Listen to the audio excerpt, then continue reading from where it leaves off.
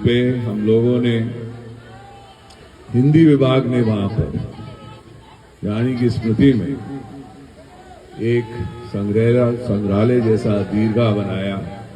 तो मेरा आज सौभाग्य रहा कि मैं उसमें उपस्थित हो सका।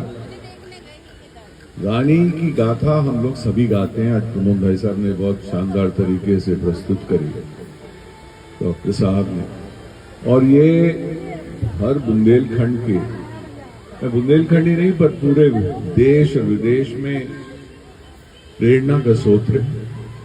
हम लोगों की पहचान, विशेष रूप से बुंदेलखंड के वासियों की पहचान रानी की वजह से होती है। हम कहीं पे भी देश में जाएं, विदेश में जाएं, जब कहते हैं झांसी की रानी के क्षेत्र से आते हैं तो आपका मान सम्मान सभी जगह आपको दिया जाता है, क्योंकि आप ऐसी पवित्र भूमि से आते हैं।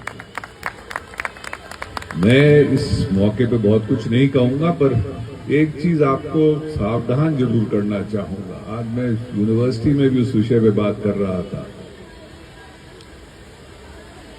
ये पिछले बहुत वर्षों से, दशकों से, सदियों से सनातन पे भी और सभी पे प्रहार हुआ है।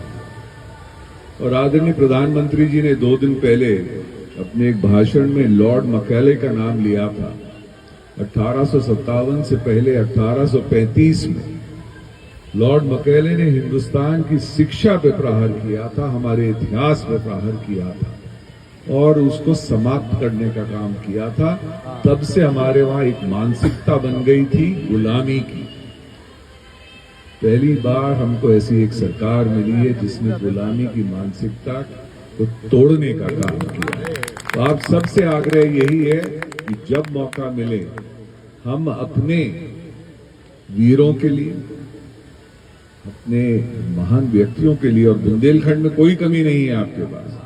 आप जब भी काल में कभी भी देख लें, चाहे वेद व्यास से हम शुरू हो जाएं, वृंदावन लाल वर्मा जी, मैथिली शरण गुप्त, दादाजी, कितने सारे लोग हैं। मर्दन सिंह की हम गाथा ही नहीं गाते, कितना महान उनका भी व्यक्तित्व। तो इन सब के बारे में अगर हम अपने संस्कृति को, अपने बुंदेलखंड के संस्कारों को, बुंदेलखंड की छोटी छोटी रीति रिवाजों को अगर हम अपने हृदय में जगह देंगे, अपने जीवन में जगह देंगे, तो बुंदेलखंड निरंतर आगे बढ़ेगा। और जो रानी का सपना था, ये रानी का सपना सिर्फ आजादी का ही नहीं था। रानी का सपना ये था कि हमारी मानसिकता बदल जाए।